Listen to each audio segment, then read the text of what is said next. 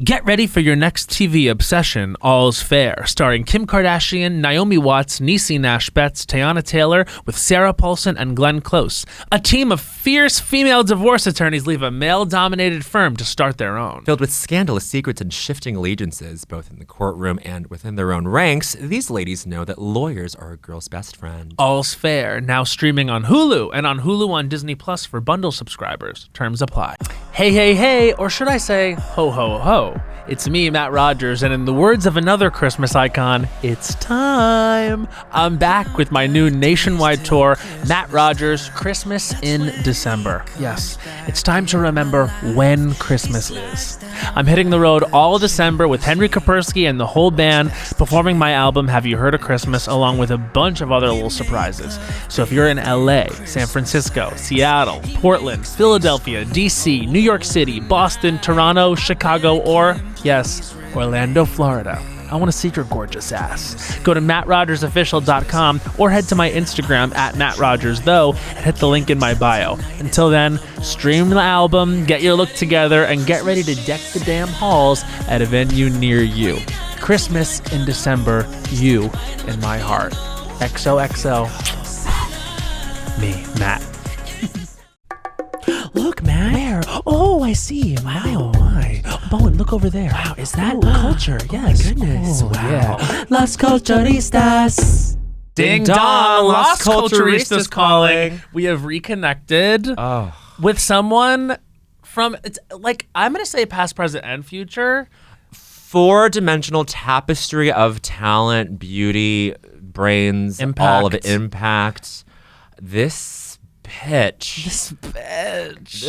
right here. We're proud of this girl, and we've known her when. So basically, we were discussing before the episode began a moment kind of in history. Yes. If you would go back with us to, I guess, like 2018. 2019, I think. 2018, 2019, around there. It was the Bell House, I Don't Think So, Honey. And this was a time when we would, like, corral like 50 people together. Bowen and I would sit on stage. We would do I Don't Think So, Honey live. 5 people would come up. They would do I Don't Think So, Honey. After I Don't Think So, Honey, they'd filter it out. We'd call it like Gay Bonnaroo. Gay Bonnaroo. Now we would call it Gay Kill Tony or something. Like yeah, now there's like the references would change. But like we would like be before the show like saying hello to every single person that we had booked. And we were so excited because Rachel Sennott was coming on the show, who may be the guest on this episode. You'll have to find out in like a minute and a half.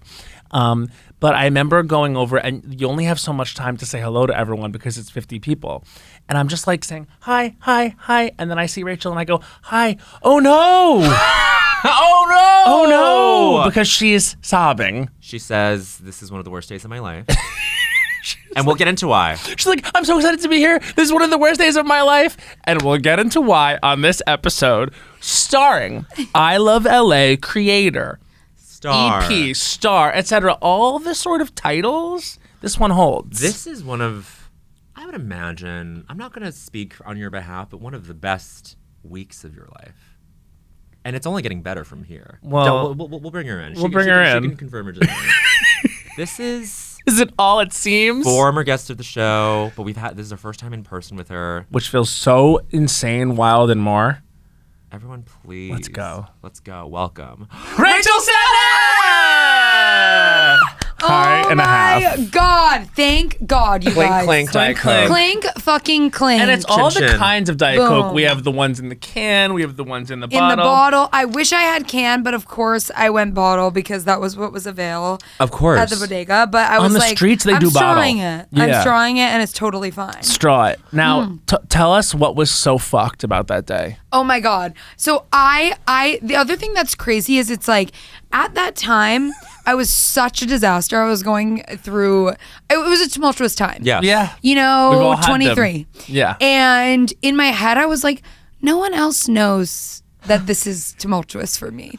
I thought what I was presenting on the outside was like normal, grounded, had it together. And now it's like I see people who have known me. Yes. And they're like, you've really matured. You've really like, No, you feel you're a lot more grounded. And is that offensive? No, yes. Yeah. But I think it's good because now looking back, I'm like, that was really scary. Not only was I crying, I was like ripping poppers. Yeah, In the back room. I was addicted to poppers, and I was just sitting in the back room, open sobbing. It's like people were coming in and out. I remember like Sydney Washington coming over and being like, "It's okay, love. All right, get it together. Get it together before the show. Because you gotta go on stage and rip a minute. So rip a minute.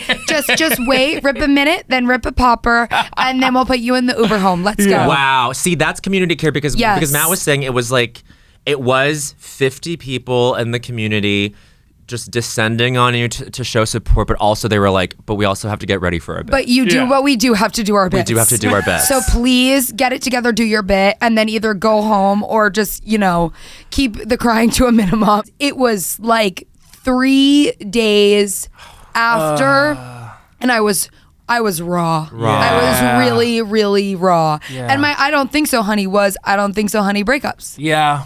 And say that. And I did it with tears in my eyes and poppers in my throat. I was like, that's how deep they were going. Oh yeah, no, they were getting hard. It was crazy. Yeah. Yes. Now, how did what was the first hit? Who was your fucking Sherpa? So this is what happened is basically it was around my birthday. Yeah. And this is also around the time 1 year before was when I accosted you guys. Yeah. But we'll get to that in a second. We'll get to that. Yeah. And because we all had raw, vulnerable moments, and that's again what the community is for. Yes. That's why we have each other's backs, because we saw each other at the highest and the lowest. Yes. 100% tears everywhere. I walk and I go family because you've seen it all. Yes. Thank God. But basically it was like I had a small birthday party or whatever, a couple days before the breakup. And Moss Pericone, Yes. who we know and we Icon, love, legend. genius writer, writing at SNL, Writing a at couple SNL as buildings we away. speak. Let's go. I'm gonna go say hi later today. You must. Moss was like, I just heard about poppers. To get introduced to poppers by a straight man, come on. It's One of our best really straights. one of our best straight men. very of that time. Very too. of that time. Very of that time. Because things were mixing. It was like everyone was a little bit queer. Everyone was dabbling into each other. We Yes. were going, what have you got going on over there? Yeah. And the answer was I tried that, poppers. and it Let was me sniff poppers. it. So Moss was like, I just did poppers one time. We should buy them and like do them once tonight on your birthday for fun. Okay. Oh no. Huge mistake. Yeah. Oh God. He brings the poppers to the party. We all do poppers, whatever. I'm like, that's kind of fun. Yeah. Then the next day, do the breakup. Yep. Oh, do the breakup. Do the breakup, and I immediately fall apart, and I start looking for Something. something. I go, what's here? At this point, I'm living with my dad in Hell's Kitchen. Me and my dad are roommates in Hell's Kitchen. And Hell's Kitchen is what? The capital of poppers. Capital of poppers. It's actually Real Culture number 26. Hell's Kitchen is what? The capital of poppers. You can Yep. get them anywhere. You can get them At the pet anywhere store. for $4. Yep. Not bad. For $4.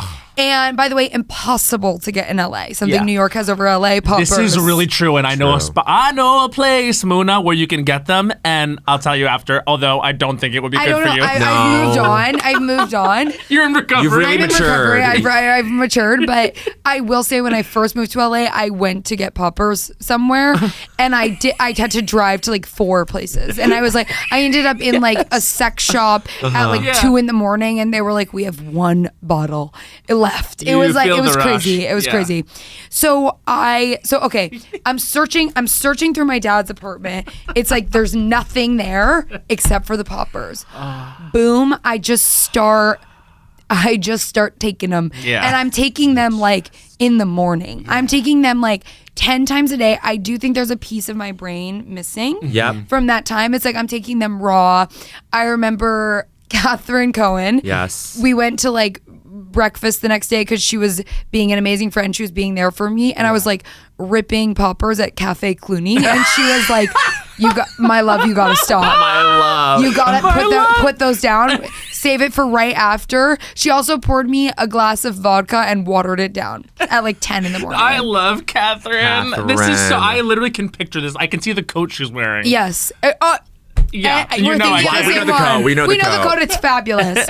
And so then it was just from there, I just had them on me, and that was like my thing. I was just like, I can always do a popper in 5 minutes. Sure. And can I ask, what was the feeling? Were you chasing a feeling, or was it just the pacifier? Like, let me just do my thing. It was a little pacifier. I'm total pacifier girl. I always, it's like, I need a pacifier at any moment right now. How many 100%. vapes on set on any given day on the set of I Love LA? You know what was crazy is they gave us fake vapes, non-nicotine vapes, Shit. and then we all started doing. And I was like, it's really just about having a butt pop. Yeah, it's the placebo. It's a toy. It's a toy. It's like a.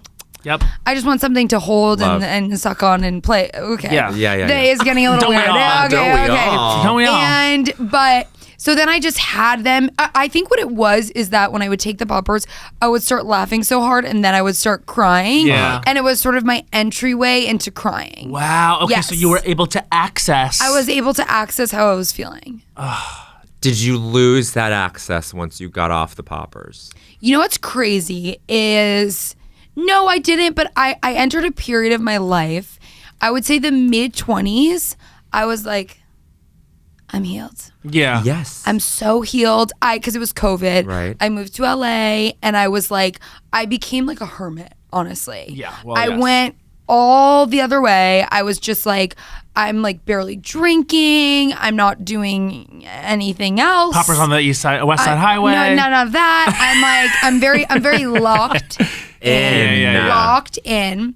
And I think it was almost like I overcorrected. Do you know what I mean? Yep.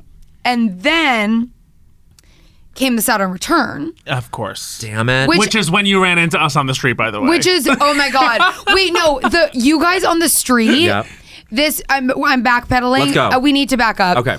This is still messy era. This is probably like the year before my full crash out. This is like 2017. Yes. Yeah. Yes. And I'm having a birthday.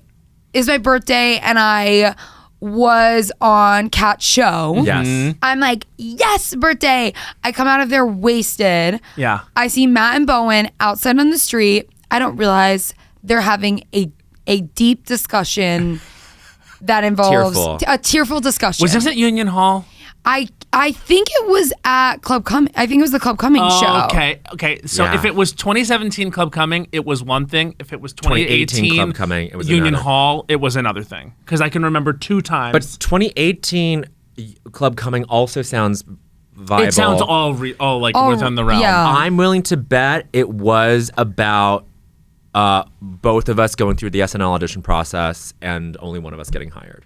And That's it was dramatic. like, Yeah. But the thing is, like, that's my suspicion. It might not be correct. So saying it's about that, I feel like makes it seem like I was heartbroken about not getting the job. There's so many emotional Yes. things Of course. within that, like in the Yes. friendship, that it could have been about. But so I'll just say that it wasn't like me No. sobbing like you got SNL and I No, did and it. I don't mean to By the way, misrepresent that. it was the vibe was literally like sweet, beautiful moment between friends talking through something. We Yeah. have those. It was. I need those. Do you know what I mean? Yeah. And you that's came a- over like, I literally- let's go! Yeah, I was like, it's my birthday. How awesome was the show? Who wants to do shots?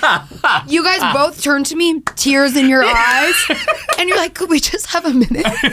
Just 1 minute. Because the fact is, we do want to do shots with do you. wanna do So shots with this you. day. But it was just like my vibe was so insane, and you guys were like, it was like I was interrupting like a beautiful moment. That was the vibe. Okay, It was good. like a beautiful moment of you guys connecting, Yeah. talking through something, and me being like, shots, bitches. 1 or 2, let's go, get inside. I love Answer this 2. girl too. Yeah, I love this girl 2. though, Yeah. and I think she's obviously still there. She's in the show. She's Maya. There's a throwaway reference to like, remember when Maya was addicted to Wait, poppers? you George Poppers? caught that Jordan saying that to you in the show, like, Maya, this is like when you were addicted to poppers. I was like, I was there for that. You were like, yep. Well, I remember. Well, so basically, okay. So because what I tried to do with the characters is because, like I was saying, I moved to LA and then I sort of like locked down and was sort of like hermit, and I think that's when I started to feel really isolated. I felt like I had trouble like driving and like seeing friends in LA, and I felt really alone, and I was like really gripping to control. It's so different from New York too, where it's like you can go to a fucking Bell House show with 50 people and All they can your all friends. hold Yep, you yep. and they can all gonna be there for you and they get it. Whereas then you go to LA and it's like, that's not how it is. No, and then it's at 3 p.m. and you're alone in your apartment and you're like, who am I? What's going on? So then basically my Saturn return came, and I felt like my Saturn return was basically like all the lessons from my early 20s coming back, punching me in the face, and I got like messy again in a more elevated way, in a more fun, adult, mature way. Elevated messy frontrunner for title event. Yes. But elevated messy. But I think so. What I kind of tried to do with Maya and Tallulah is Tallulah is sort of a representation of like me in my early 20s in New York. Maya is kind of that like control freak tendency, me like mid like 26, 27 in LA, and then together they're better because what I'm hoping is that now I'm a more evolved person where I have a little bit more balance, a little bit more freedom, intuition, and I can have fun, but I'm not completely out of control, disaster mess. Yeah. You are representing in these two characters Apollo, Dionysus. Yeah. That's it. Oh. Apollo wants order, Dionysus wants hedonism and fun. Yes. He wants poppers. Dionysus wants poppers desperately. It's Down. actually roller coaster number 2. Dionysus wants poppers desperately. I have to connect with you about the poppers thing because I too was addicted to them. When? Because I'm thinking of like, imagine a world where not only was all those things true, but also it was tied to sex. I couldn't that would be crazy. I don't think you'd be here. I don't think I'd be here. I'm almost not here. It's like, crazy. Because like when you are like a bottom and you need them to take dick, like it becomes a thing where I was in a relationship one time we were having sex all the time. It was short-lived, but I was using poppers all the time. Yes. And so when we broke up, it was not only a thing of like, I enjoy them and they get me off, but also it's sort of like they remind me back a little bit. And I didn't realize that I had grown dependent. Oh and my when God. I tell you like never been, it was a thing I talked to my therapist about for like almost a year. And she would actually ask at the top of sessions, like, how are you doing with this? And I was like, oh my God. And it was the only thing I would have like the urge to, Sabrina Carpenter, lie to my therapist about. Yeah. Because I was like, this is humiliating. Yeah. Because what it literally is you're huffing.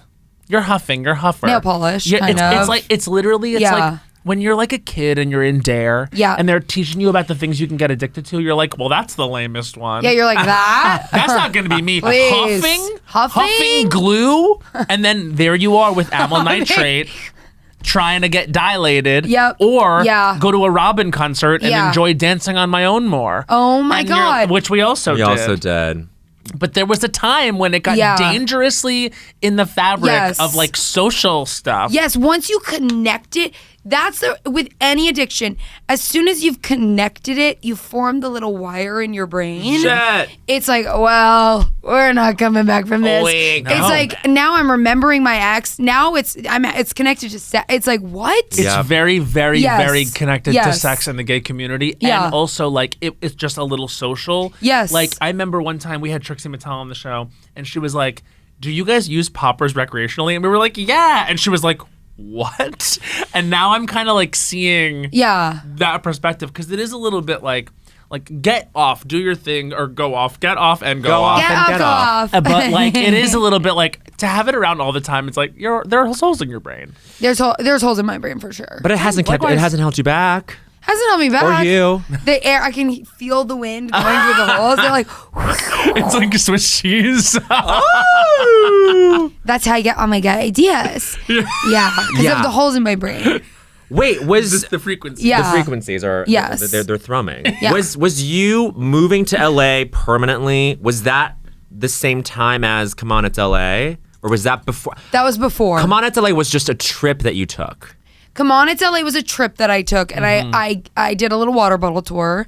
This is pre-COVID. Yeah. And I felt completely lost there. I was sort of like, what are these meetings? What's going on? Yes. And everyone was like, you're not supposed to like pitch anything hard. You just are supposed to like give people a sense of who you are. Yep. So then I would show up to these meetings and you would see the like person that I was meeting with like read the email about who I was, and they would go like, yes, Rachel. so you're a slut on Twitter. What's going on?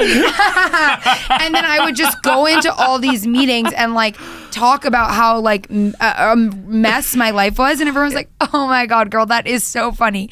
Okay, call us when you want to do a show about a sentence or something. No, this is what they would do. I would talk for like 45 minutes, and then they would be like, okay, so on our slate, what we have is we are doing a remake of Bratz. And we, but whatever. And they're like, and just come to us with one sentence, and that's how we like to develop. Then I leave. I never hear from any of them again. No, never. Never again. So I was just coming back from like a week of that being like, I feel crazy and stupid and everyone there like hates me, whatever. And I feel like I was just joking around with my boyfriend at the time and being silly, and then we made that video. But like, I mean, I'm sure you've been asked this, and I want to ask what you're sick of being asked on this fucking press run. So far, nothing. Really? That's great. I can't think of. Let me think a little bit. Nothing so far. I came in today being like, I'm going to ask her about Come On, It's LA, just like briefly. But I feel like, I mean, gaggy that's like prophetic. That like that ended up being like, No, it was kind of crazy. I was like, I didn't but do you know how they say time is always happening at the same time? Yeah. They do? Like right now we're at the Bell House. Flat circle vibes.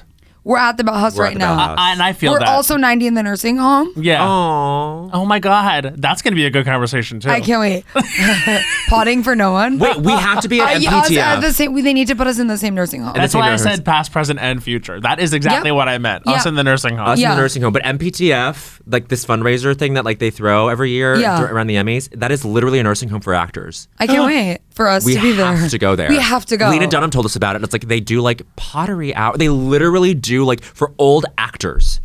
Oh, I love it. People in TV and film, like that's pottery actually hour, beautiful. poetry. It's so beautiful. I can't wait till it's our whole friend group there. Yep. Just like Catherine in the same coat. Doing at the pottery wheel. You reaching for the poppers, Catherine, like, no, put those away. Slapping my hand away. My love. I'm like, it's almost over. Just let me have one. It's almost over. Oh no, when we're 90, forget about it. I'm ripping again. Yeah, we're done. We're done. Wait, so okay, time is a flat circle. No, you were going. No. But yes, it felt almost prophetic. Yes. Mm-hmm. Yes. But that was before I moved to LA. And then I moved during COVID. Yeah. But bitch, now look at you. This is a show that is like on HBO, and it's not a fucking sentence premise. You know what I mean? It's like, that's gaggy. It's at least 3 sentences. It is at least 3 sentences. And trust me, because they kept saying, give me one log line that's 1 sentence. I was like, I can't. Yeah, no. It's minimum 4. Also, they wouldn't want that anyway. Yeah, you gotta have a lot of sentences. That's an exec being told that's what you ask. What you ask. They say, give me 1 sentence. Yeah, I go, I can't. I talk. I ramble. Yeah. I can't talk that short. I can't talk that short. No. So like a sentence can be like infinitely long. Yes, comma. People Chameleon. forget about how many commas actually are permissible in a sentence. The answer would shock you. 12, 13. Wow. 15. Even. I could comma off. If you're doing a list in the sentence, fine. Get away with it. M dash. What is this? Whatever. AI? Parentheses. Yeah. Are you a moon person? I dabble. I'm like sort of dabbling. I'm definitely astrology. I'm definitely Saturn return. Psychic. Yes. I want to ask you guys. Do you what was your Saturn return? Oh, well, that was part of what you were coming upon. Okay. So our Saturn return was intense. I would call mine brutal. Okay. I would call mine brutal, and it also made me go to LA. But because I think as when you're like a New York fixture, it's kind of like, oh, when I'm running up against something at this age where it feels like my whole world is crashing, and your whole world is New York, makes sense to leave New York. Yeah. You know? And so then I went to LA, and it was making me feel better about everything. And so when I was watching the first episode of I Love LA, and it was like flashing around, I saw the little flash at Akbar, the little is it Leaves of Grass that you shot in that one bar? Tenants of the Trees? Tenants of the Trees. Tenants, yeah. Why did I say Leaves of Grass? That's so different. I saw Tenants of the Trees. I was like, oh my God, this is one of the bars that I went to when I first got there. Like, it reminded me of, like, not to be like this, but like LA pre-COVID. Yeah. And because now there's a lot about LA that's like kind of lost that thing that I felt like were so fun for me when I first got there. Yeah. But I am happy to say there have been permits filed to save the ArcLight. Did you see this? Like the ArcLight might come back. I love that. And even just that is like I remember they closed fucking Oil Can Harry's. Yeah. And I was just like, ugh, like these little things that I, you know, not in totality, it's like, it feels like maybe, oh yeah, that place left, like, but when you lose a bunch of those things, like, it hurts. Yeah, and so totally. It feels like watching your show, I was like, oh my God, yeah, there's like so much to love about LA. There's that spot, like this energy. Yeah. And so that's what I like really liked about it, is it was like taking me back to like a time that I was like, oh, even though it's like when you're making a show about it in LA, you're inherently dragging LA a little bit because that's what you do when you love something. Yes. It was like, it felt like the really positive, like beautiful parts of it were so present in that first. Yeah. episode. And I think like I also feel like, because I moved to LA during COVID, so I was never there for that pre-part, and I feel like when I first moved there, I had such a hard time, and it was like everything was closed and whatever, but I feel like it's been so special to like put down roots and feel more and more at home there, as like I think new things pop up and like things like reopen, or things like the ArcLight or whatever, or the Vista. I love going to the Vista, and it's like that's such a little community spot now. It's like people are waiting outside to go see movies there. So cool. Like it's really, really cool. In this show, Jordan lives in WeHo, right? In the show, he goes out in WeHo a lot. He lives in Silver Lake, but you'll see later, okay. He used to live in WeHo. Okay, so that comes up. So the WeHo of it all is like whenever friends come and they're like decide to move to WeHo, I'm like, okay. Because I'm just thinking like, what do you think it is? What do you think it is? Because it's kind of like a gay theme park there for a second. Yeah. But then there's like housing options though. There's a lot of like yes, units. Yes. And I'm not gonna talk shit about WeHo because it's so boring, but I will say that like what was great to talk shit about what was great about it it's more to talk shit about. What was great about it when I got there, I was like going out to like High Tops and like on Santa Monica Boulevard, and this was back when we had Pump. Not that I was like going to Pump, but it was fun to see Pump. You just wanted the option to go to Pump. You could say it even as a joke. Totally. Should we go to Pump? I want the option to go to Pump. It's roller coaster number 10. I want the option to go to Pump. Yep. And it was just like, I don't know, there was something really fun about it, and then COVID happened, and that also kind of like changed it. And now it's like a lot of short girls stealing phones. We've never caught them. Never. It's me. I'm a short girl. And you know I'm going to steal a phone. I'll take it. It's alleged that it's like some short girl stealing phones, because the phone theft there is like really crazy. Oh my God. But yeah, even like the WeHo of it all, like that was what I did when I first got there. Yeah. I was like interested to see what you guys explore in terms of WeHo in the show. We get there. We get to WeHo. Yeah. There's a WeHo moment. I feel like this is the first LA show in a while, or maybe ever, that's like actually honest about. I mean, like it's even a throwaway line in the pilot where you're just like, it's really isolating here. Yeah. And like I think that's the sentence. That's not for there to be a sentence for the show, but that is the sentence. It is. I think like you can feel it's very easy, and this is something that I actually have come to love about LA. In New York, like you go outside, stuff like it's happening. It's happening. Yeah. Stuff comes to you, and I think I'm someone who, in my life, like. Not to say I was ever like a passive person, but I sort of sometimes felt like life was like taking me and making things happen, and I was out of control of it. Yeah. And I think in LA, it forces you to be a little bit more of an active member in your own life, and like not make yourself like the victim of like, for a while I was like, no one wants to hang out with me, no one's my friend, like everybody hates me. It's like, bitch, text and make a plan. Make a fucking plan. Get in your car, even though you hate driving. Get in the RAV4 and go and make a plan and find your friends and build your community here. Yeah. And like, I think that changed me in like a really positive way. Yeah. Because I was so committed to like, I think I was just so stubborn and like, well, like I had all these rules of like, I can't go out at night because I have a dinner 3 days from now, and if I eat, Oh if my I drink, God, like yes. so controlling of myself, and I was like never having any fun. And I think I also was like, if I want to be successful, I can't enjoy life. Like enjoyment is what happens after I achieve something, and then I get to enjoy life for 2 days, and then I have to achieve something else. And that was sort of like my mindset. And then I think like honestly, making the show changed my mindset a lot too, because I was like, wait a second, I'm gonna be working hard on this for a long time. And I remember their Sweat tour was happening in LA, and it was like one of my first couple of weeks like in the room, and I was on a walk with Molly, and she was like, we have to go to Sweat tour. And I was like, I know, but I have to be taken seriously, and I can't, like, I just can't go out until like, and she was like, till when? I was like, until the show comes out. And she was like, in a year?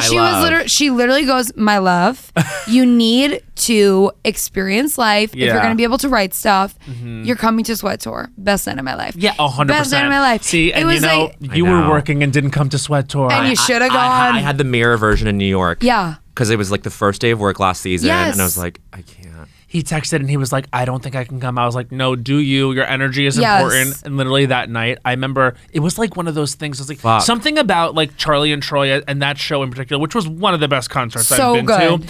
Unlocked, and it was like a weekday, and I did stay out till 3, slept with somebody, woke up at his home, and in the morning I woke up and I texted him and I was like, you were wrong not to come, but you were also right not to come. No, I was ultimately wrong, because guess what I was doing? Literally writing an impression of Charli XCX that was totally mid. And you're like, it was great that you did that. But it was like, that was the irony of it. But I was gonna say, when we were announcing Oscar noms together, oh my God, that was so fun. You guys that was so fun. I loved it was you two together. That was such like a love letter to like all of our friends. It was a sleepover vibes. It was sleepover Me vibes. and Bowen call time. 3 a.m. 3 a.m. call time. It was like midnight call time. Yep. Bowen had just flown in, and we're like there with the teleprompter trying to say, what was the name that I couldn't say?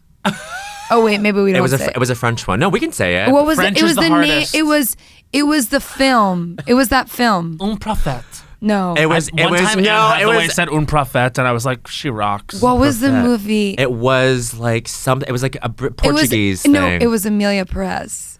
Yes. Emilia Peréz. Because they were telling Rachel, it has to be Peréz. Not Perez. And then as soon as they said it, do you know, as soon as someone like corrects you, then every single time I was like, Emilia Peréz. Emily in Paris. Emilia Peréz. And so then now when I'm at the teleprompter, I'm going, it's like you'll see it in the video. I'm like, Emilia Peréz. You slayed. I remember we were watching it at home, like me and the group chat, or the gay group chat watching the Oscars. Yes. We're like, wow, they're slaying the pronunciation. And I remember, because we were all like, how many times are we going to hear Emilia Peréz? A lot. And we heard it a lot. Yep. And you had to say it a lot. Time. You said it every time. I was like, can we give one to Bowen? Please. Bowen is saying it seamlessly. Please can we trade? Can we please trade? Please, I'm begging you. And they wouldn't like change it on the prompter. No, and every time it was like I would look to you before I said it. I would be like, and you'd be like, time is a flat circle, because I feel like we're there right now. We're there right now. But what I was gonna say is, you were in the room. You were in the room for I Love LA, at like smack dab in the middle, and I was gonna say, I was like, you were so relaxed, and like it felt like I just assumed, oh, is it that? No, Maybe. I actually didn't that night. That night I was just tired, but I felt calm being with you, because I do think sometimes like things get crazy, and then you see people that you knew when you were like 20, and you're like, I'm okay. Yeah. I'm okay. Yeah. But I was gonna say that, like, I was gonna assume, and this is just my bad, it's like post Bottoms, it's like you would never need to prove yourself again, because that is something that you fucking did. But of course, it's this thing where it's like, well, like, we got to do it. Like, here we go. We've proved ourselves, quote unquote, in ways before, but now we're like, oh, but got to do it again. To the next level. It never feels like enough. We need to find.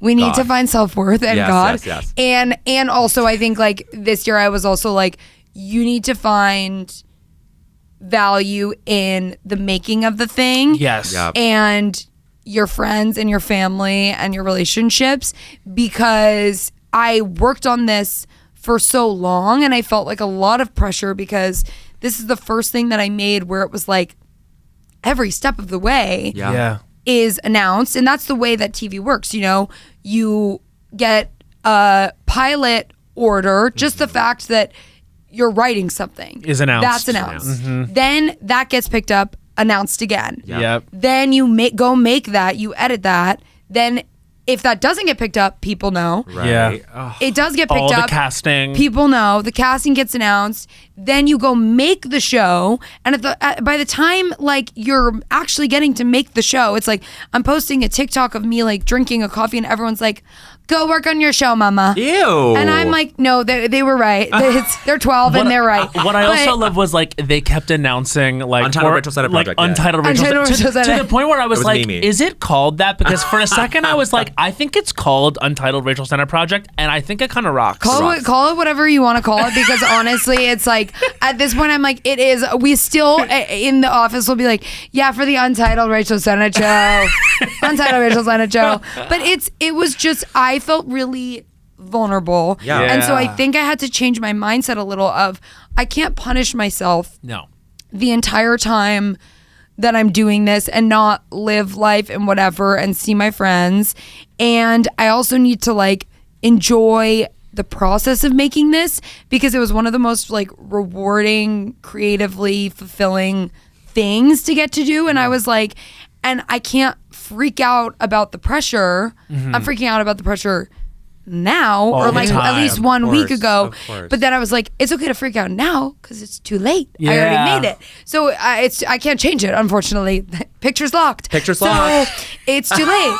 But it's like I think it helped hopefully shift my mindset a little, where I was like, I have to be able to, you have to find balance while you're working. Because guess what? Now I'm gonna make the argument that time is linear, because now going forward you will always have had the experience of writing and starring and making your own movie, and also writing and starring and making your own TV show. Like that is something that no one can take away from you, and like just go forth with that.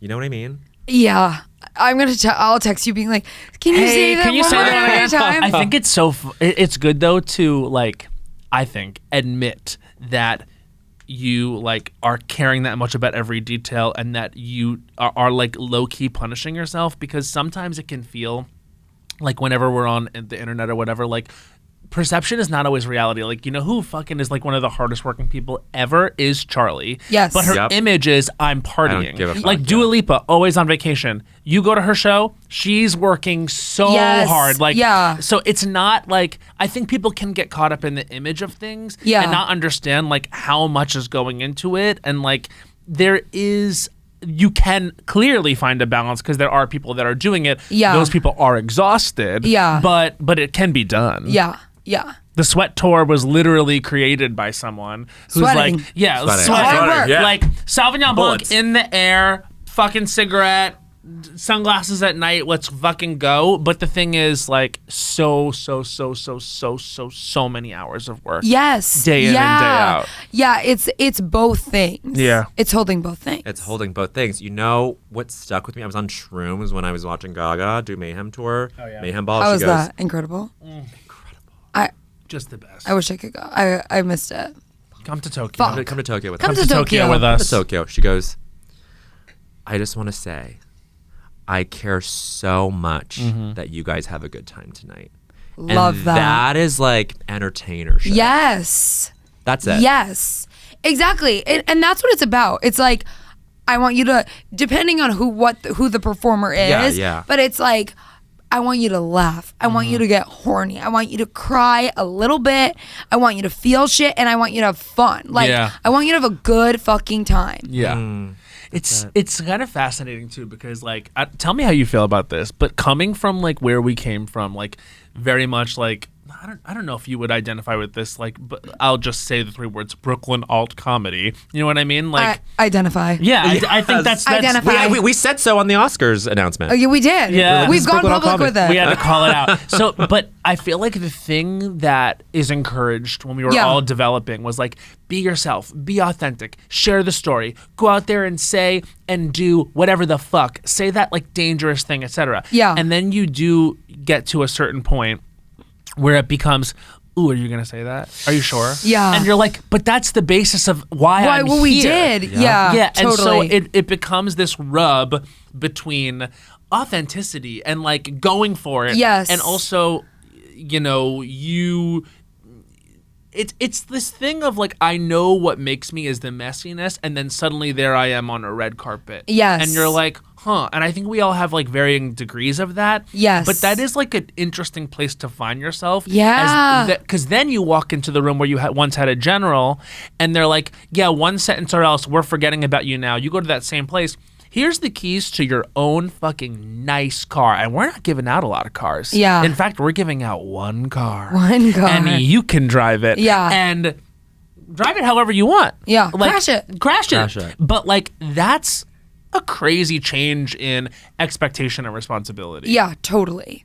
It's like, it's a wild thing. But I had an inadvertent, like, Shiva Baby Night reunion on Sunday watching I Love LA. And then I was just stoned out of my mind. I was like, I didn't get to watch Oh Hi. And so I put on Oh Hi. I fucking loved it. Yeah. Well, she's Molly brilliant. is amazing. Yeah. She's Everyone. and the range that she has, like, But that is a tough movie for both her and Logan to pull Yeah. off. Where they both have Logan's to see amazing. Logan's amazing. He's I've never amazing. met him, but he's like darling. such a star. Darling as hell. Darling. Yeah. Darling as fuck. Yeah. Oh, Yeah. what a nice young man. I know. I love when people are nice too. Me too. Wait, I also feel our group, our like whole group, whatever, like I feel like we all graduated. Mm-hmm. I feel like there was like maybe a mental illness period, speaking on behalf of myself, where it felt clearly. like, oh my God, what are we doing? I'm still in it. And now, but I do feel there's like, I don't know, I feel like everyone's a lot more grounded and like we have balance and everyone's like doing their thing and it's really cool. Well, you were right though about the crying, because I remember how it's like you see like people that it's just easier to cry with them because you just are reminded of a more emotionally rounded thing. I remember I went to George Severus's wedding and I hadn't seen Io in a long time. Oh my God, yeah. And Io and I ended up crying together on the street, and I was just like about for different things. But George is like, for me, and you're like, no. And then we were like, No, are you George. crying because you're happy? I was like, I think earlier, yes. Yes. I did shed some tears because I was happy for George, but like now it's about something else. No, something else. But it's like when you reconnect with people Yes. that like, you know, you saw in a different way. It's like a lot of it is pride. A lot of Yes. it is like, wow, you know, it's crazy to think of how much has passed. A lot of it is filling people in on what's gone on, but like there is a safety and comfort there in doing it with people that like you know are good people because you've seen them and they've had a lot of the same friends for a long time, which is a huge indicator of someone being like really genuine and not having actually changed. Yes, you know? totally. You keep your core crew. You keep your core crew. Must and a half. And seeing like Jordan at the premiere and Benny and Yes. like just every like it was a perfect, like Sunday was so amazing because it was like Charli posting about like the show. I felt so much support from friends in the community where I was like, I don't know, I think like I know other generations have done this, but I do feel like what I really feel like our grade has done really well.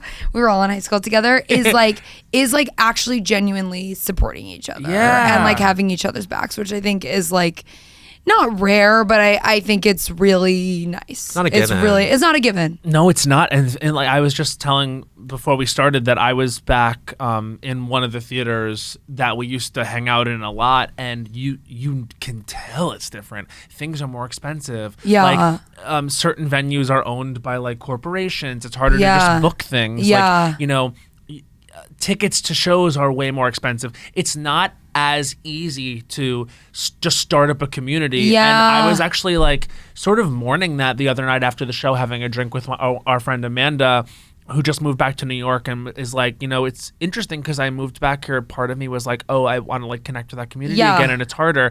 And we were sort of like mourning that, and then we were like, I guess it's up to us to reignite. We gotta or restart do it. Because we could all just sit back and say like, oh, isn't it a shame? Yeah. But meanwhile, that had been the one show I was at all month. Like, and it does take a certain amount of energy that you, you know, of course, have less of as you get older. And like can stay in and like are told by the phone to stay in, or you know, things just get easier. Yeah. But if you want to change something, you do have to be the one that changes it. Yes, totally. Like you can be like, ugh, I wish there was more stuff or blah, blah, blah. Yeah. Or you could be like, let's do it and make it happen. Like, I also feel like whenever I like push myself to go out or do something or try something like that, I never regret it. No. Except for sometimes, but when you're like, I should have stayed home today. But for the most part, you're like, okay, I need to like, especially too when you haven't seen people in a second or whatever, like, were you doing the show that you went to, or you're just seeing I hosted it. Okay. I hosted it. And so it was game show. It was like a show that I used to do all the time, and now I do it like twice a year. Yeah. But it's like it is like a community driven show, and like it's like people were there, and like it felt great. Yeah. But I was just saying, like, it just doesn't happen that much. And then not that you feel old, but you sort of feel like, oh, did I just grow out of what that was, or did I in some way, I don't know why the guilt creeps in, but like abandon that, or like did I not do a good enough job of staying connected? But then it's like what you're saying, we were just in high school and graduated. Yes. We're at that age now where we're like, oh yeah, back in my day. But the other thing too is I'm like, we show up to the open mics and we scare the kids. I know, right? It's like, hey, it's can us. I do 3 minutes? Like, it's like, because I also feel like there is definitely like Union Hall is still happening. Yeah. I feel like I see cool shows and stuff going on there. Happening. Yeah. Which is cool. Probably the 20-year-olds right now are listening to this and they're like, haha, and they don't know about like Beeble BBs. The underground SWAT. It's so good, and they're so old and they don't know. Like, we were at Over the 8. We were at fucking Much More is like giving it. Oh my God, Much More. I think Much More is just like a nice restaurant now. Damn. I walked by and there were candles on the table, and I was like, "This doesn't feel right at all." I'm telling you, he needs a dirty couch. He needs 5 dirty couches. Where is the well liquor? We need the bad shit in my cup. Yes. It's not a flat Brooklyn lager. Yes. It's not. It's a no. comedy. It's a chop. Yeah. It's a chop. Like literally. Oh God. Yes. The Brooklyn. If I could describe the taste of my 20s, it is a flat Brooklyn lager. 100%. Mine's a vodka cran. Vodka cran. Mine's. You're gonna kill me. Whiskey sour? Whiskey sour? Who the fuck was I? I love that. We were just coming off of Mad Men. I love that. Yeah. Like I was a bourbon guy, and it made me sad. Hey. 20s. I'm wondering, what are you gonna? Wait, go. No. I was gonna take us in a one place. I was gonna say we still didn't do. You did your Saturn return of moving to LA. What was your Saturn return? I think this is my Saturn return. Imagine like large, big, huge pizza, let's say. My Saturn return was like big dollop, and it's still being spread out. Like I feel like my Saturn return started at 28, and it's kind of still going. Okay. It lasts longer than people realize. Yeah. I think it also varies person to person. Do you know what I mean? I've had like beats of it. Okay. Like I think shooting Wicked, going back and forth, like having a full mental breakdown was like that was one. During the filming? During the filming. Because you were filming and doing SNL at the same time? Because I was filming and doing SNL at the same time. And That's psychotic.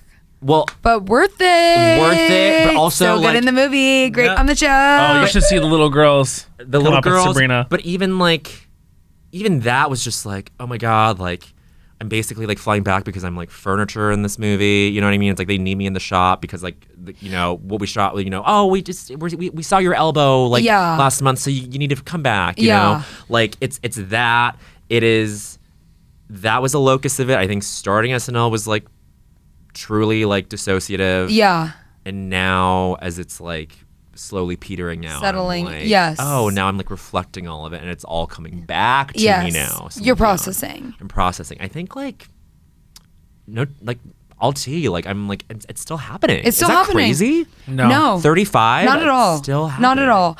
I think also like I think that like the main events could have happened, Yes. but the waves of things. The ramifications, my new favorite word. The ramifications. I love ramifications. The ramifications. I want to release an album called "The Ramifications of You," just the letter U, and it's me like it's like late '90s R&B, and it's me just like this, and it's called "The Ramifications of You." Oh my God! Wow. I love the word ramifications. I'm buying it. I'm buying. I'm buying. But continue. But I have to say, it is crazy hearing you say that about Wicked because it's like, I feel like you're such an important character, but when a movie is that cinematic and big and there's so many characters, I've been in stuff, anything with like an ensemble cast, Yeah. it is so crazy because it's like, you do your scenes, but so much of it is like, it's like, you walked backwards in through this. Yes. You're in the back of the frame and you're texting.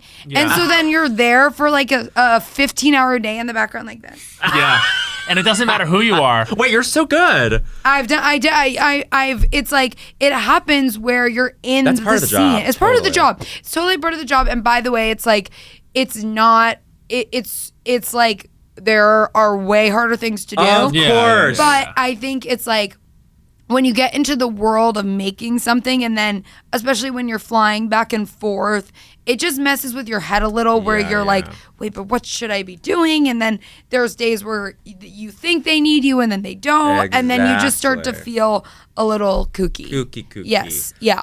I am also wondering, like, what excuse are we going to have as we go into, like, our late 30s when bad shit happens to us and we're going through it? Like, well, this isn't my Saturn returns. You know what I mean? Yeah, you're like, so this is just life. This is just, This I'm is going life. through my, like, when we all go through our first divorces, we're going to be like, but this is just our first divorce. No. You know, no, I'm saying just in theory. I really don't want to. I've never even interacted Like, with the but idea an of being equivalent of divorced. that. First divorce. And now Yeah. that it's in my head, I'm like, oh, my God. first You know what I My mean? first Yeah. divorce.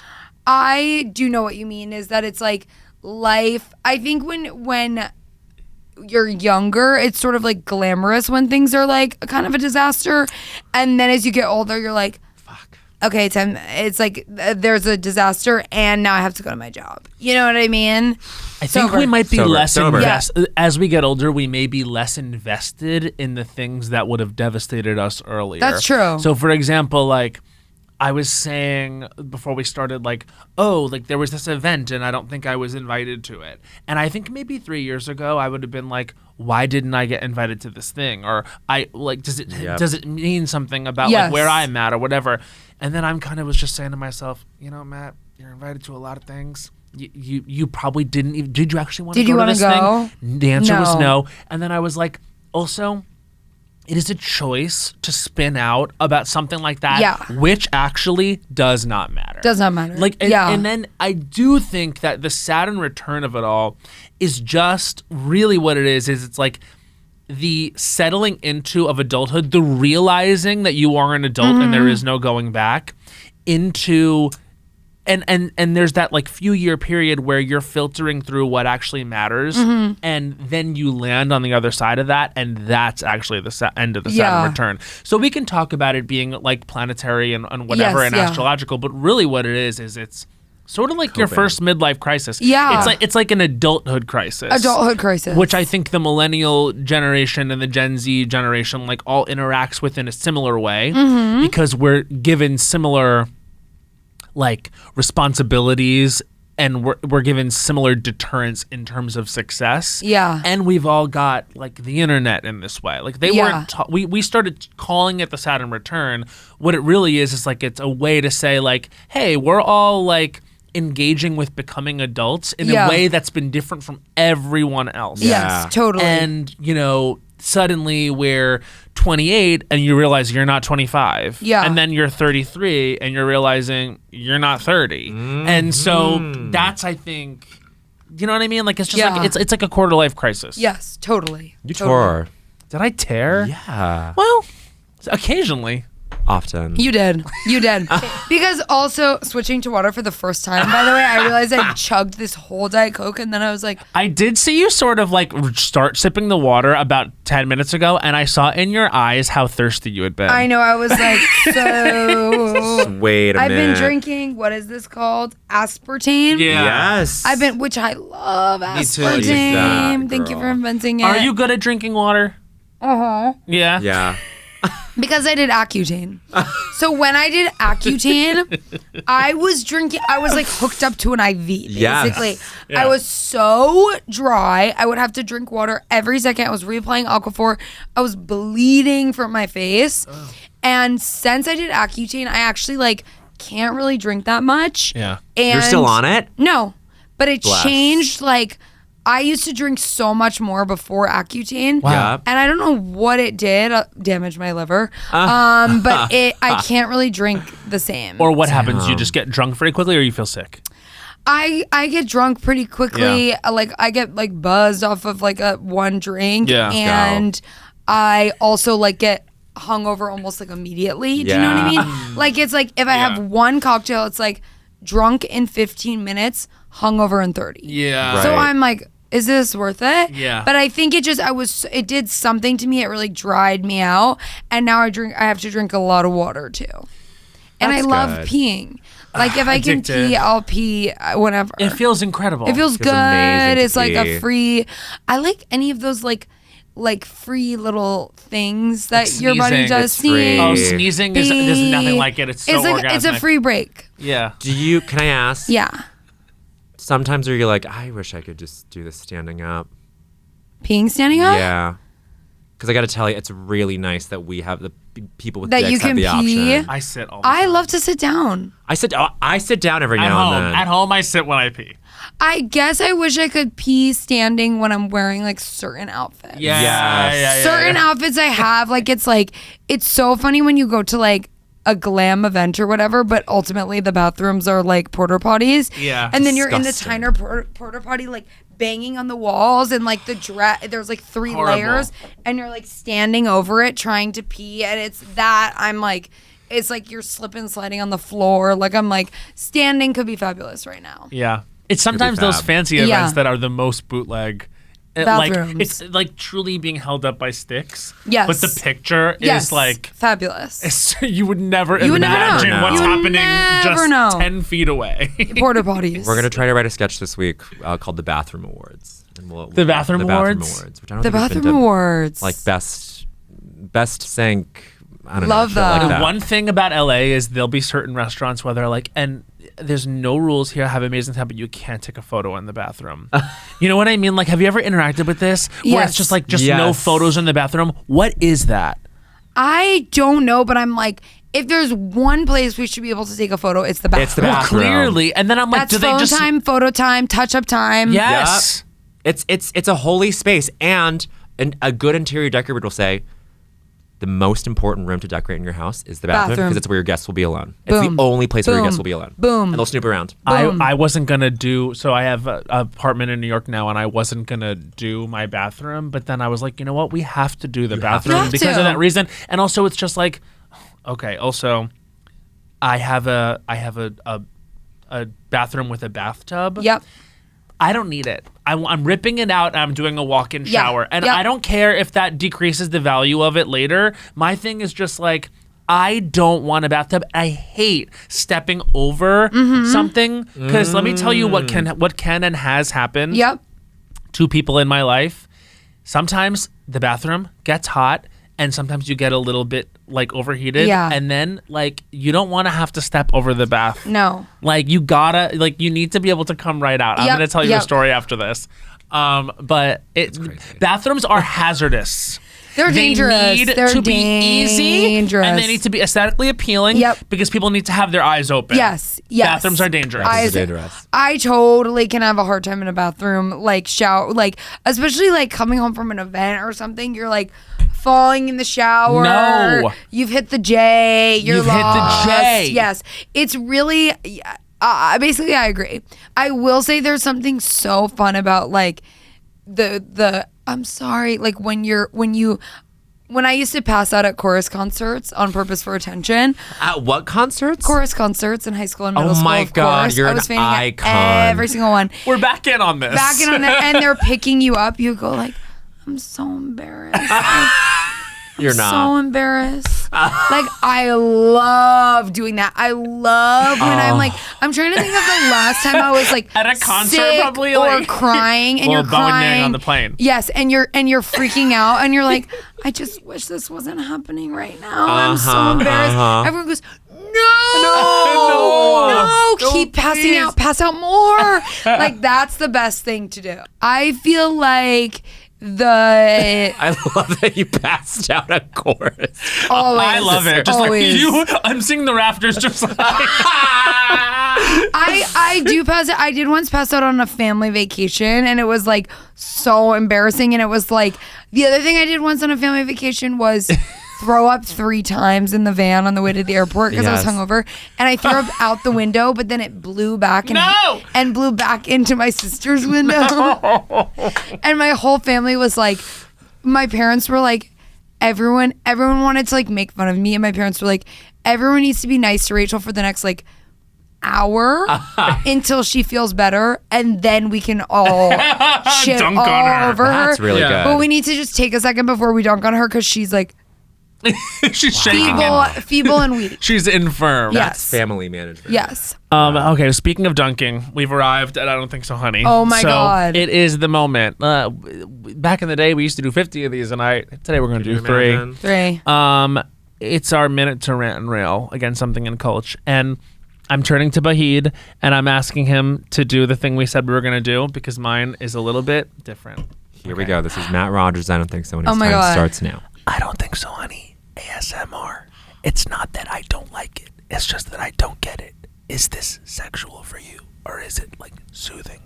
And I wonder, am I even allowed to I don't think so, honey, this? Or are people that love ASMR like a protected class? No, you're allowed. Okay, so then if this is true, then I'm excited to do this. Ooh, tingles. I saw Lady Gaga and Catherine Zeta-Jones do this, and I was like, for something that seems kind of niche, these are 2 huge stars, and they were promoting Wednesday, which feels very commercial, so I guess ASMR is commercial. Are you obsessed?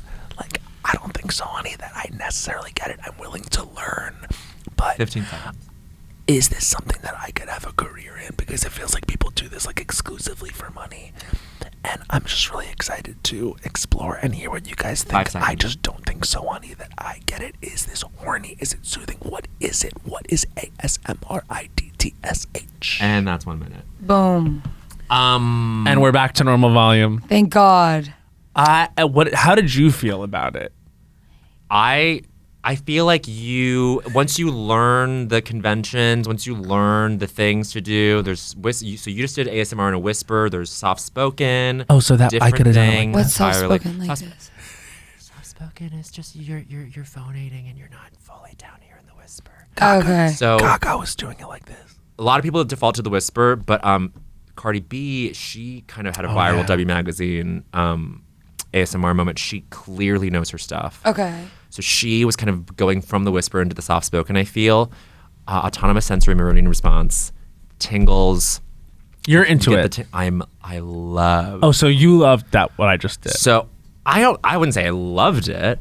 I just want to inform you that there is a really beautiful community out there. Okay. Queen of Serene. I got to shout out Queen of Serene, the mother of all ASMR gentle whispering, Maria. She basically invented the form. There's the woman who does the Alexander technique, who inadvertently does ASMR, and that's an iconic. So you're pro ASMR. I'm not pro. I'm an enthusiast. Okay. My gateway into this was Queen of Serene and Maria Gentle Whispering doing towel folds. Okay. Because she used to work as a housekeeper at a hotel. And also, she does celebrity face tracing where she talks about, she traces like Natalie Portman's face and talks about what movies she likes. Oh. It's a very cute, it's not super, it is a little sexual because It has to be. some people like do like, you know, gussy up a bit. I guess my thing is like when I'm hearing someone whisper to me, Yeah. I can't help but think it's a little sexual. Yeah. You know what I Right, mean? Are right. you with me on that? Yeah. I agree. I see what you're saying. Yeah.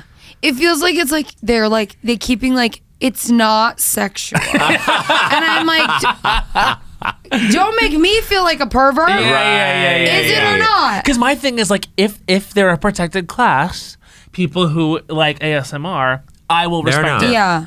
They're not. My thing is just they're not.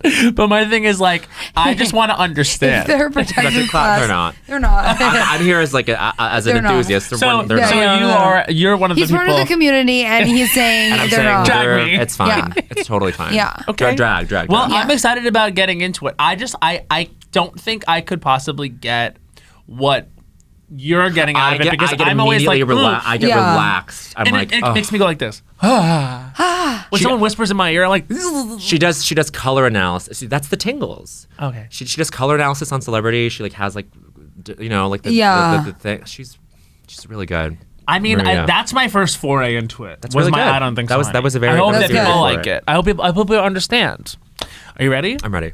Okay. This is Bowen Yang's I Don't Think So, Honey. His time starts now. I don't think so, honey. We need to go back to buttons. This is so nice.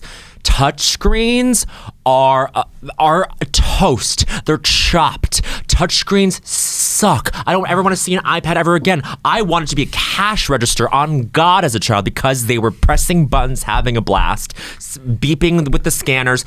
And now I'm buying 4 keyboards, thocking, creamy. That's ASMR for you. My girl Maria also does keyboard ASMR, 30 where she rolls seconds. slime on the keyboards, and then thock does that. That's called a thocky button. I'm talking to everybody behind the camera here. We all get it. My gamer guys in the room, Button up in this piece, queens. We're going 15 seconds. iPhone, iPad gaming, chopped. It's all about the button press on the controller because guess what? Connect, whatever 5 seconds. whatever, all the other camera stuff, it's not the same thing. I need to press the button to feel something. That's 1 We need to minute. get tactile. It's certainly I more can applaud fun for myself. I'm sorry. to press I a will. button than it is to do a swipe. That you know what I mean? sucks. Yes. Swipe. I'm over it. Can I touch? Yes. Yeah, it does feel really good. Feels so nice, right? I was saying sometimes you're like you're. So that is sexual for you. That is sexual for me. Hitting is a button, really- yeah. This is the touch and sounds episode. Yeah. You Yeah. like that? Yeah. It reminds you of some of your Reminds Of you. youth. something. Yeah. Of force, which we don't do anymore. I feel like we've gotten worse at fucking because we don't do that. Because we don't have buttons. We don't have buttons, literally. You think you're worse at fucking because you're not, I'm gonna not go pushing. crazy tonight Light up the J and push. and push. Have you been lighting up the J? I actually have. I stopped lighting up the J for a couple years because I was getting paranoid, but then I started bringing it back. You're so back. You got to I'm so wean back. As on. long as I do it with one person that I trust, I'm okay. Just one person that you trust? Yes, because actually, if I do it alone, scary. 2 people, scary. One person that I trust, safe. See, one person that I trust sometimes it's Halfway through, you start to worry you don't trust them. Totally. You're like, who are you? Who are you? Or like Whoa. one time I didn't know the person that well, and he was like, "Come over, we'll smoke a J," and we smoked a J, and I was like, "Are we gonna fuck?" I'm nervous Oh. about that, and I I'm can't get it nervous. out of my head about if we're gonna fuck. No, it has to be someone that you either know you're gonna fuck and you fucked them before and you're in safe space, or like best friend family. We vibes. know That's it's not like Yes. not that. Yeah. Because here's the thing: once I smoke a J, I start talking, yeah. talking, and I don't hold back from the truth. No. And I don't Never hold have. back any sort of. I am not someone who like tells gossip. I'm like a lockbox. Until But if I'm off the J, on the J. On the J. If I'm on the J, I'm just so it's like I need to be with someone. So there's like 3 people maybe Yeah. that I can smoke weed around. That's Yeah. self-aware. Yeah. And if I'm alone, it's bad because I just start like I just start like, I think maybe it's because I still live in the place that I live with my ex-boyfriend, but I start like picking up a fork and being like, who ate off this? Yeah. Like what happened? I get freaked out by my house. You want the history of things. It weirds me out. So do we count as one person that you could smoke weed with? I could smoke weed with you guys. Yeah, I bet you but could. But maybe I could only do you guys one-on-one. Oh, you can't do 3 people. I think it's just because then I start to be like, am I talking over everyone versus am I talking, like I would be like, I think it needs to be a... No, Rachel, what I want when I get stoned, I go full nonverbal. He wants someone else to talk. I want someone else to talk. Which is where I come in. But we would crush together. We would crush together. You guys would crush together. You guys would just probably sit and watch something. Yeah. Oh, I would love but it. I would talk through the whole thing. Yeah, you would talk through. Do you remember with the opening of Shrek? Oh my God, it's happening right now. Wow, I love it. It's so good. I can't wait for the Duloc scene. Yes, I love the Duloc scene. The Duloc scene is one of the great moments in culture. She is wiping her face. It's literally, it's actually what made Shrek a global phenomenon. Duloc is a perfect place. Wow, I really did like their key. Do you know what's crazy is that movies for children, I continually watch them back and I'm like, this is reflecting in our culture right now. Oh, yes. Duloc is the government right now, and I'm like, it's haunting. Fairy godmother. What Duloc is the government. Is the government. Is the government. Wait. What's that Duloc culture number 50? What Duloc is the government. It is. Rachel, it's time for your I don't think so, honey. Okay. Oh, it feels like old times. Oh, we're back. This is Rachel Sennett's I don't think so, honey. Her time starts now. I don't think so, honey. Driving. Okay. Yeah. I should not be behind the wheel, sober or anytime ever. And you know what? I'm taking everybody off the road. Yep. Here's what I'm cool with. Walking. Yeah. Bikes. Let's go. Train. Totally fine. Here's something else. Waymos, okay? Nope. Oh. They just found out a way for cars to drive themselves, and I think that's safer because I am in Los Angeles and nobody knows how to drive. And if you want to drive in LA, 30 seconds. the only way to drive in LA is to break the rules. Yeah. If you want to drive, you have to be turning on reds. You got to be doing a left on a red if you want to drive. You got to be speeding if you don't want to get hit from behind. 100. You got to be texting if you want to know where to go.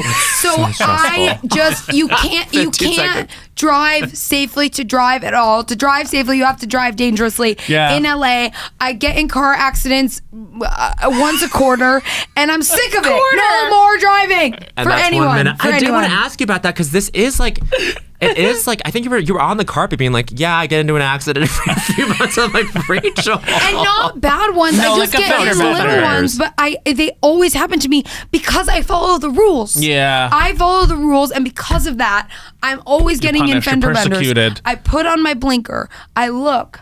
I turn. I go. I'm entering that lane. Can I get over there? By the way, I get stuck because people are breaking the rules. Like I said, it says don't take a left from 11 a.m. to 4 p.m. People don't care. They're taking the left and the red. So now I'm stuck behind you for 45 minutes. I need to get over to that lane because I'm late for work because I have my job. So then I'm putting on the blinker, and then I go, okay, I'm going over there, and then someone speeds. Bam! They hit me. No, the aggressive people get their way on the road. I'm Yes, one of and now one it's of them. technically my fault. No, you just. That happened to me on Valentine's Day. Damn. Oh, God. Yeah. But you saying to drive safely is to drive dangerously? Wow. It's- and to drive dangerously is to drive safely. Well, people have different schools of thought about this. There's like the defensive drivers who are like, I'm super careful. I'll sometimes stop at like a green, like, you know what I mean? Yes, just in case. But then I'm like, yeah, but like, those are not the rules of the road. Those are not the rules of the road. Defensive driving is not, and maybe I'm like not necessarily getting the definition of defensive driving right. It's like ultra careful. Yeah. But which in theory, sure, but those are not the rules of the road because green means go, babe. Green does not mean slow down. Yes. Yellow means slow down. There's sort of this like in between way to drive that it's like we have the people over here and over there. It's like, look, at this point, if it's like a yellow, you need to like let the people, you need to stop. If you're going straight, If it's a yellow, you need to stop so that the people who are doing the left turn can do their left turn. But they're doing it a little bit on red. But are you guys going to speed through and take the yellow light? Well, do you know about if you're making, it depends. So I'm a little bit speed up on yellow. Well, I'm speed up on yellow too, but at a certain point, you have to stop so that the people can do a left on red. Of course. Sure. I think we can all make a gauge. They're going to take my license away. No. By the way, I've done a full press tour where every day I go, I can't drive. I close my eyes in the car. They're taking it away. They're revoking my license. Because guess what? You just like excavated the truth. But I have to ask you, if a Waymo is driving, isn't a Waymo driving safely? It is. But then that's dangerous. No, but this is the thing. If it's all Waymos, then there's no problems. then there's no problem. Unless the grid goes down. Which You it thought might. about that? We should just walk more. Yeah, I agree. Well, you know, when I first moved to LA, I was walking like from like Larchmont to WeHo. I Like, walk I was- everywhere. Everywhere, but you quickly run out of gas on that. And my friends that Yeah. moved to LA now, and they're like, I'm going out every night. I'm walking everywhere. I'm like, you've got 3 weeks on this. Yeah. Yeah. But 3 enjoy. weeks on this. But yeah, I mean, Enjoy. you're certainly going to get your steps because it's not a walking city. Yeah. Like, you're not. And something that looks like a normal distance that you would have done in New York Oh, takes forget like it. 2 hours and you're going over an underpass and you're like, this is interesting. This is No. Are you driving a lot on the show? I am. That's a lot. That's got to be tough. It's to drive. To drive. But we do sometimes have that thing where they put the car on the other thing and they're dragging you. Yeah. So you're just pretending to drive. That's my favorite. Yeah. And I'm like, And how do you? I'm all right. Do you feel Like, good? Do you feel good at that? Like, are you just like? Oh, I can totally. Do you give No, like spontaneously like a this? I almost give not looking at the road at all. I'm so focused on checking the blinkers as an actor that it looks like I'm not looking at the road. I'm doing like way too much action. It's like, just sit there. Yeah. Just sit and deliver. I can't. I'm like this. No, you're being really professional Then about I it. dig 3 through minutes. the box, the little whatever that thing is, the hole in the between The hole. Yeah. the hole in between the two car seats that you put your stuff in. The We know cup her. holder. The cup Yeah. holder. But Yeah. you're doing the equivalent of like an actress going on set, being like, "It'd be fun if I was like opening in like a bottle or something." You know what I mean? Yes, I'm guilty of that sometimes. Where I'm No, like, it's so helpful. what do we think a prop? What's Because the maybe I could have a business? plate of spaghetti. What's my business? What do you think is your business? What if I was making a tuna I don't know. sandwich? You're like, say the lines. Say the fucking lines. Because now you're making a tuna sandwich for 6 more hours, and we're all smelling it, and It's props has to tuna. reset the tuna. You're thinking like a producer. Yeah. Damn. Now I'm going in on multiple levels. Yeah, well, you have Yes. to. Yeah. Being a Hollywood hotshot. Yeah, you got to think of everything. Okay, well, I Love LA is Sundays at 10:30. By the way, We love HBO Rachel. Sunday show. Come on, like Chair Company. I love Love. LA. Love. I was saying like this is the perfect great duality. evening. It's actually hilarious, me and Tim Robinson next to each other. When they do the photos of me getting laser hair removal next to Tim Robinson, I'm like, my sister. Yes. It's You like guys are me sisters. like on the thing like this, and Tim Robinson like in a suit like, and I'm like, yes, my girl. HBO. HBO. We would have it no Something other for way. everyone. Oh my God. To say we're proud of you is patronizing, but like It's not at all. It's exactly what I want to hear. we're so We are so fucking proud of you. You've been fucking killing it. I love you guys so much. I literally, we need to first of all host the Oscars again. You need to host the join. Oscars Yeah. again. Guys, I'll bring be us there. back and we'll pronounce the names perfect. And just literally a joy to see you guys. I know. This has been so great. I'm so happy. It's 3 safe people. We can all get stoned with each other. Yes. And y'all behind the scenes. And y'all behind the And everyone behind everybody. the scenes who I Come met on. this morning, but I trust. They're trustworthy. It'd be a Yes. vibe. All right. Well, we end every episode with a song. I wish, and here's the thing, like it was called that, and it is in the first episode, and I was like, I realized I don't know any of the other words to this. I just know but I love do LA. love. To listen Remember to that. Kris Jenner's version of it? Yes. Yes, of course. That's how I first knew about it. To listen to that, stream the Kris Jenner version of I Love Please LA. stream. Please stream Yes. Kris Jenner. Bye. Bye. So good. Covered it all. Guys, that was so fun. Las Culturistas is a production by Will Ferrell's Big Money Players and iHeartRadio podcasts. Created and hosted by Matt Rogers and Bowen Yang. Executive produced by Anna Hosnier and Han Sani. Produced by Becca Ramos. Edited and mixed by Doug Babe and Monique Laborde. And our music is by Henry Kaburski.